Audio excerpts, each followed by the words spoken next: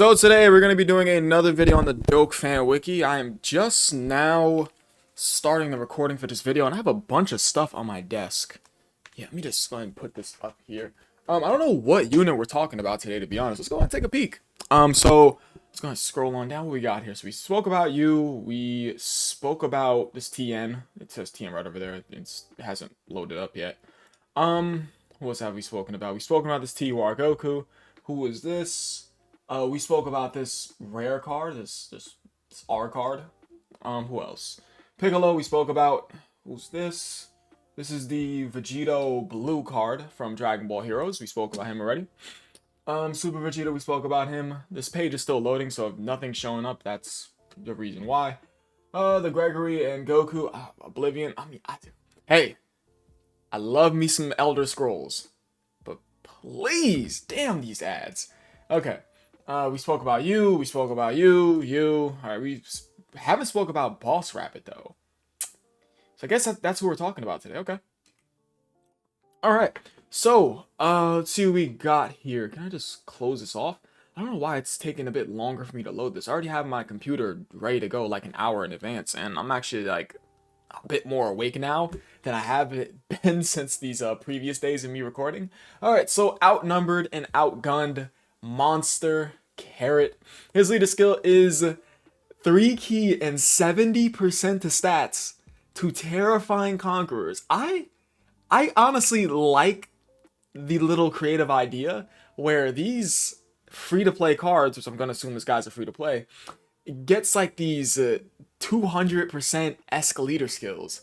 200% to 220% escalator skills, where it's within the same format as the 200% leader skill slash 220s, but it's a free-to-play type of format. Yeah, it's within the realm of 200 slash 220. This is cool. I like this. This is creative. I'm a fan of this. And an additional 30% of stats plus additional 7% chance to dodge for characters who are int. So if you are an int Terrifying Conqueror's character, you're getting 3 key, 100% across the board, and an additional 7% chance to dodge. I think this is rather unique. I like this. Now, granted, is the leader skill going to be something you're going to be using often? Hell no, because obviously it's a free-to-play leader skill. But can I give it kudos for it being creative? Absolutely. This is creative as hell. I'm a fan. Personally, I'm a fan. Alright, so his super attack, that being Magic Touch, he has a 50% chance to stun the enemy, and that is it. And his passive, that being One Last Trick Up His Sleeve, he stuns all enemies guaranteed, just within that one turn.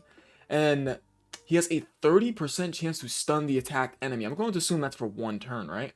That is for one turn, okay.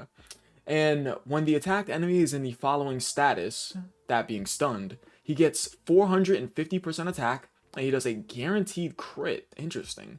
And when the attacked enemy is not in the stun status, he gets 100% attack and defense, as well as a low chance of evading enemy attack. A 10% chance to dodge. That is terrible. But that's granted, this guy's specific niche is to be used in somewhere like Battle Road. I'm going to assume he's a Dokkan Awakening. He is. Yeah, they still haven't awakened this guy. It was kind of a missed opportunity to awaken this guy during Saiyan Day when Kid Goku had got his Dokkan Fest for this year, obviously. So yeah, that's it for Boss Rabbit. This is his stats too. His link set: Brainiacs, Coward, More Than Meets the Eye, The Incredible Adventure, Goddess of the Dragon Balls, and Shattering the Limit. And the categories he's on: DB Saga, Terrifying Conquerors, Earthlings, and Earthbred Fighters. Just to go ahead and humor this real quick, let me go ahead and pull up, let me get Terrifying Conquerors real quick, so I can see who's on there that's int. That we could just go and just humor it and see who's Terrifying Conquerors int to get that 3 key, 100% across the board in stats, as well as a 7% chance to dodge. Okay. Alright, so I did pull it up on the original Dokkan Wiki.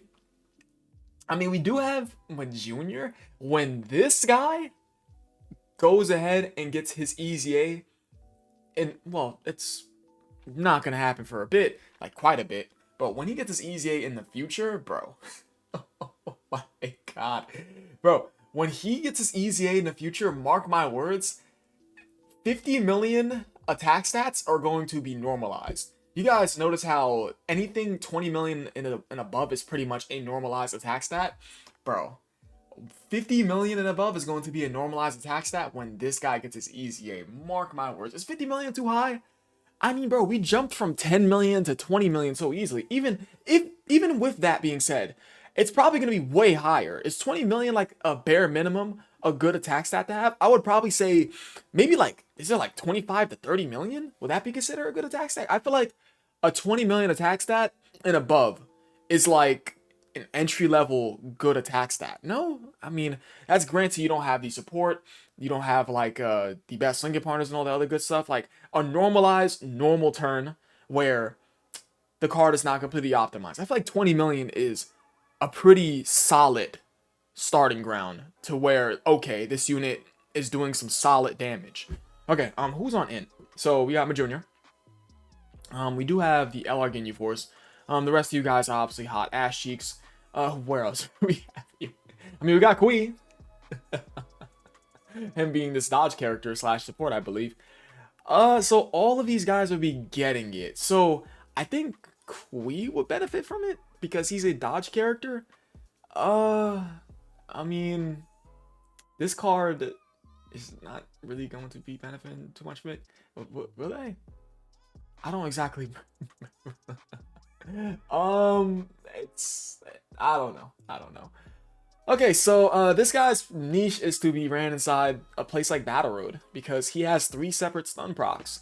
That being 1 guaranteed at the start of turn for that 1 turn, just him entering into the battle.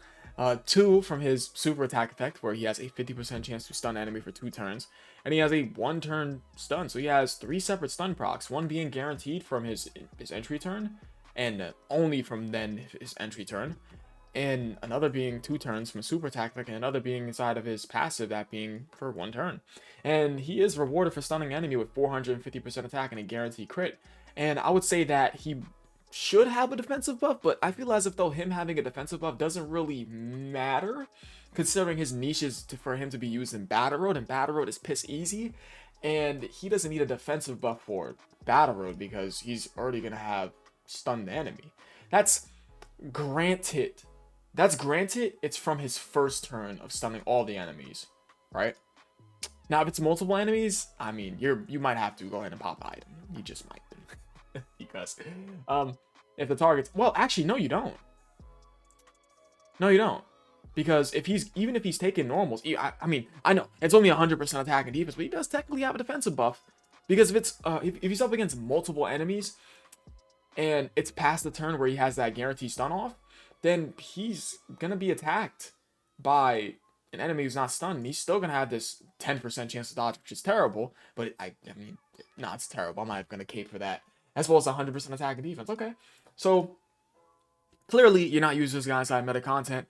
He's only used as like a niche for Battle Road. I mean, and Battle Road is far from what it was as meta content, bro. We have not gotten new Battle Road stages in a minute.